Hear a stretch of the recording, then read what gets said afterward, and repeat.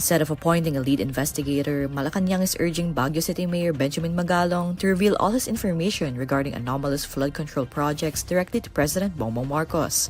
Magalong earlier volunteered to lead the investigation into dubious infrastructure projects that leave several parts of the country submerged in flood waters during the rainy season. In a briefing on Thursday, August 14, Palace Press Officer Castro says the President already provided a mechanism to investigate the flood control projects. Naibigay na po ng ating mahal na Pangulo ang mekanismo o sistema kung paano ito maiimbestigahan. At nagbigay na nga rin po siya ng direktiba sa regional project monitoring committees. At kung ano man po ay maitutulong ni Mayor Magalong, mas maganda po na ito'y mailahad niya sa Pangulo. At hindi naman po siguro kinakailangan pang magkaroon ng isang magli-lead sa probe dahil nga may mekanismo na po at sistema na ibinigay ang ating Pangulo. Magalong alleged that at least 67 congressmen were involved in tapping contractors as supposed fronts to bag infrastructure projects from the government. During his State of the Nation address in July, Marcos issued a stern warning to officials involved in corruption related to flood control projects. On August 11, Marcos unveiled the Sumbong sa Pangulo website where the public can send their comments, suggestions, or feedback on flood control projects in their area. Marcos said he will personally read each report. The website contains a list of all flood control projects implemented by the Department of Public Works and Highways since funding year 2018. The contract cost, contractor name, and completion date of each project can also be accessed on the website. According to Castro, the public sent at least 1,000 reports from August 11 to August 13.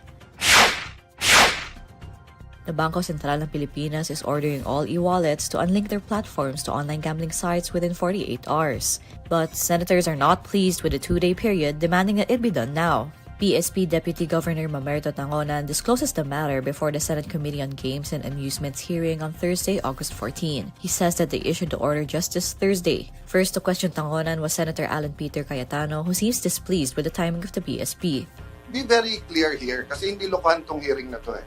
Lokohan ba to? Konting pagiging forthright naman at konting tayo pag nag-uusap dito, di ba? Okay, so 48 hours makakaasa kami na tanggal na lahat. Yes, Your Honor. Why do they need 48 hours? Isn't that instant naman? DICT, pag sinabi ko today, tanggalin nyo yan, hindi kaya ng technical ng mga e-wallets yun. So balato muna, 2 more days? When asked about the matter, Cybercrime Investigation and Coordinating Center Undersecretary Renato Paraiso says it can be done right away. But to the BSP's defense, Tangonan says they only wanted to give ample time for e-wallets to prepare and inform the public. Apart from Cayetano, panel head Senator Erwin Tulfo likewise questions BSP's 48-hour order. So sa Saturday, in-expect natin na komite na ito na wala ng games sa e-wallet na yan. End of the Saturday. So ibig sabihin, sige, pagbibigyan kita, Sunday morning, hindi ko na makita yung games sa mga e-wallets. Apo, wala na. Pag may nakita po ako, i-contempt kita. Pwede po. Huwag mo ninyo biro-biroin ang komite na ito. We have a problem. We have a crisis. Hindi po ito basta-basta. We are facing crisis. Tangonan agrees to be cited for contempt if e-wallets links to online gambling sites are not removed by the end of Saturday, August 16. For his part, Senate Majority Leader Joel Villanueva says he objects to the 48-hour order made by the BSP, noting that the bank's reason for the period is not justified. I would respectfully object, Mr. Chairman, to that statements made by Central Bank in saying that they need time 48 hours to take it down, while we heard from ASEC Paraiso a while ago that they can do it right away. I just don't get it, Mr. Chairman. Forgive me, Your Honors, my dear colleagues. It is not acceptable yung answer bakit kailangan ng 48 hours. We wanted to protect the public eh. Namamatay na nga yung mga tao eh. Numbers don't lie. Data presented during the hearing showed that there are at least 11,000 illegal online gambling sites in the country. The Senate is probing whether to ban or regulate all forms of online gambling in the country.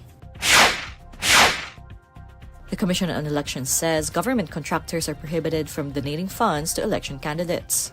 In a radio interview on Thursday, August 14, COMELEC Chairman George Erwin Garcia clarifies the rule when asked whether a contractor may donate if it was awarded a project only after the candidate had won the elections. Citing Section 95C of the Omnibus Election Code, Garcia notes that the provision makes no distinction on whether the prohibition applies before or after the polls. Section 95C states that no contribution for purposes of partisan political activity shall be made directly or indirectly by persons who hold contracts or subcontracts with the government.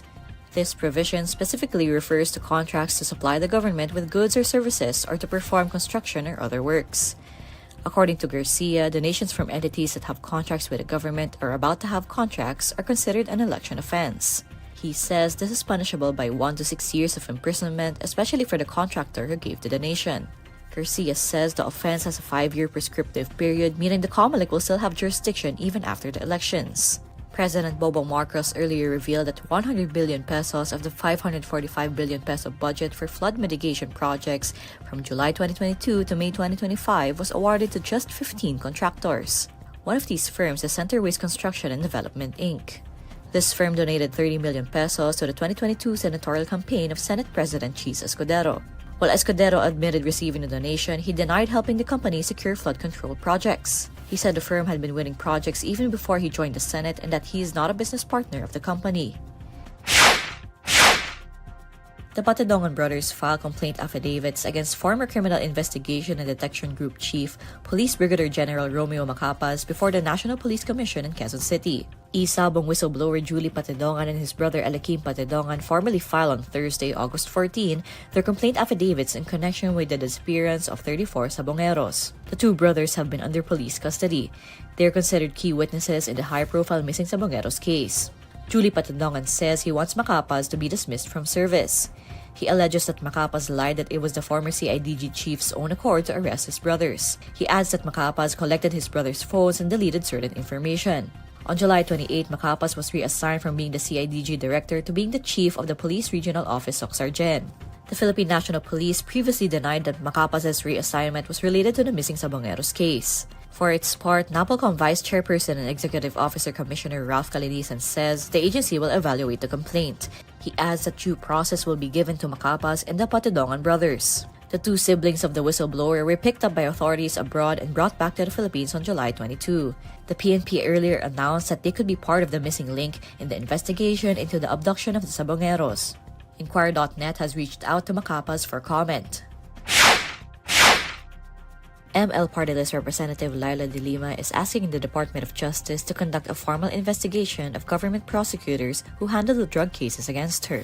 In a formal complaint, De Lima accuses the prosecutors of grave misconduct and gross ignorance of the law. De Lima calls out the abuse and injustice she endured over the past 7 years at the hands of the prosecutors. She says the prosecutors pursued the politically motivated and fabricated cases against her.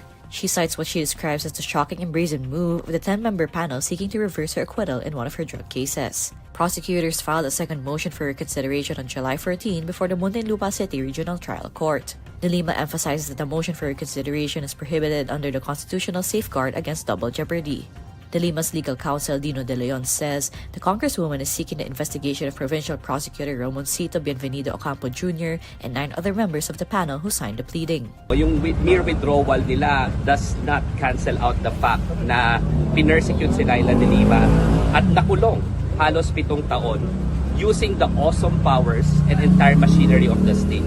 Dahil lang siya ay nagsasalita laban sa marahas na gyera sa droga, at iniimbestigahan niya yon. He emphasizes how the public is in danger when prosecutors weaponize the justice system.